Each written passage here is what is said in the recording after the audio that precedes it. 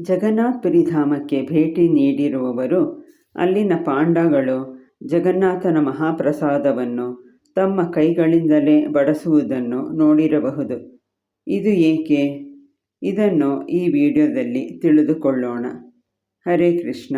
ISKCON founder ಆಚಾರ್ಯ ಜಗದ್ಗುರು ಶ್ರೀಲ ಪ್ರಭುಪಾದ್ ಕಿ ಜೈ.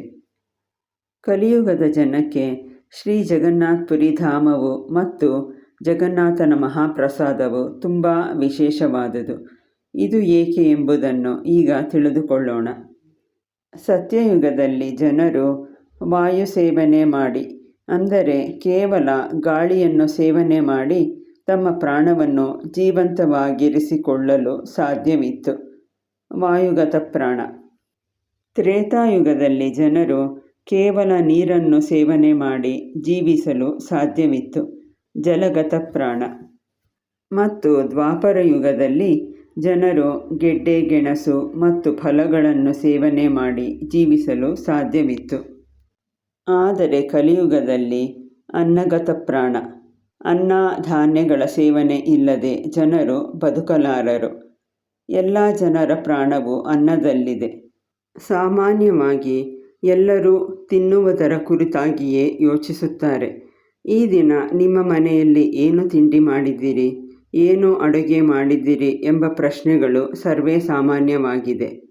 ಆದ್ದರಿಂದ ಭಗವಂತನಾದ ಜಗನ್ನಾಥನು ತನ್ನ ಕೃಪೆಯನ್ನು ಅನ್ನದಲ್ಲಿ ಹಾಕುವೆನೆಂದು ಯೋಚಿಸಿದನು. ಜಗನ್ನಾಥನ ವಿಶೇಷವೇನೆಂದರೆ, ನಾವು ಜಗನ್ನಾಥನ ಮಂದಿರಕ್ಕೆ ಹೋಗಿ ಜಗನ್ನಾಥನ ದರ್ಶನವನ್ನು ಮಾಡದೇ ಇರಬಹುದು, ಆದರೆ ಜಗನ್ನಾಥನ ಪ್ರಸಾದವನ್ನು ಸ್ವೀಕರಿಸದೇ ಹೋಗಬಾರದು. ಇತರೆ ಮಂದಿರಗಳಲ್ಲಿ ನಾವು ದರ್ಶನವನ್ನು ಮಾಡಿ ಪ್ರಸಾದವನ್ನು ಸ್ವೀಕರಿಸದೇ ಇದ್ದರೂ ನಡೆಯುತ್ತದೆ. ಆದರೆ ಜಗನ್ನಾಥನ ಮಂದಿರಕ್ಕೆ ಹೋಗಿ ಪ್ರಸಾದವನ್ನು ಸ್ವೀಕರಿಸದೇ ಹೋದರೆ ಜಗನ್ನಾಥನಿಗೆ ತುಂಬ ಬೇಸರವಾಗುತ್ತದೆ. ಇಡೀ ವಿಶ್ವದಲ್ಲೇ ಪುರಿ ಜಗನ್ನಾಥನ ಮಂದಿರದ ಮಹಾಪ್ರಸಾದವು ವಿಶೇಷವಾದುದು. ಏನೇ ಅಡುಗೆ ಮಾಡಿದರೂ ಪೂರ್ತಿ ಅಡುಗೆಯನ್ನು ಜಗನ್ನಾಥನಿಗೆ ಅರ್ಪಿಸಲಾಗುತ್ತದೆ.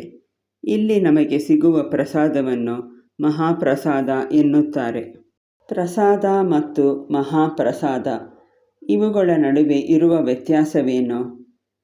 ಭಗವಂತನು ನೈವೇದ್ಯವನ್ನು ತಿಂದ ತಟ್ಟೆಯಿಂದಲೇ ಪ್ರಸಾದವನ್ನು ವಿತರಿಸಿದರೆ ಅಥವಾ ಬಡಿಸಿದರೆ, ಅಂದರೆ ಭಗವಂತನಿಗೆ ಒಂದು ತಟ್ಟೆಯಲ್ಲಿ ನೈವೇದ್ಯ ಮಾಡಿದ ನಂತರ ಅದೇ ತಟ್ಟೆಯಿಂದಲೇ ಕೈಗಳಿಂದ ಪ್ರಸಾದವನ್ನು ವಿತರಿಸಿದರೆ ಅದನ್ನು ಮಹಾಪ್ರಸಾದ ಎನ್ನುತ್ತಾರೆ.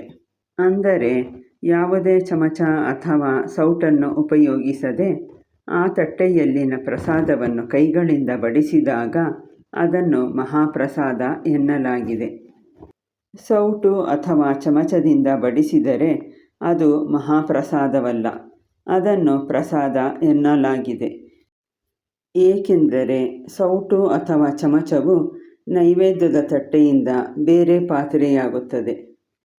ಜಗನ್ನಾಥಪುರಿ ಧಾಮಕ್ಕೆ ಭೇಟಿ ನೀಡಿರುವವರು ಅಲ್ಲಿನ ಪಾಂಡಗಳು ಜಗನ್ನಾಥನ ಮಹಾಪ್ರಸಾದವನ್ನು ತಮ್ಮ ಕೈಗಳಿಂದಲೇ ಬಡಿಸುವುದನ್ನು ನೋಡಿರಬಹುದು.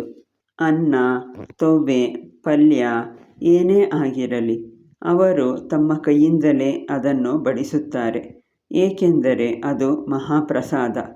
ಸೌಟಿಂದ ಬಡಿಸಿದರೆ ಅದು ಪ್ರಸಾದವಾಗುತ್ತದೆ. ಇದು ಮಹಾ ಅಪರಾಧ ಎಂದು ಹೇಳಲಾಗಿದೆ. ಈ ಕಾರಣದಿಂದಲೇ ಜಗನ್ನಾಥಪುರಿಯಲ್ಲಿನ ಪಾಂಡಗಳು ಜಗನ್ನಾಥನ ಮಹಾಪ್ರಸಾದವನ್ನು ತಮ್ಮ ಕೈಯಿಂದಲೇ ಬಡಿಸುತ್ತಾರೆ.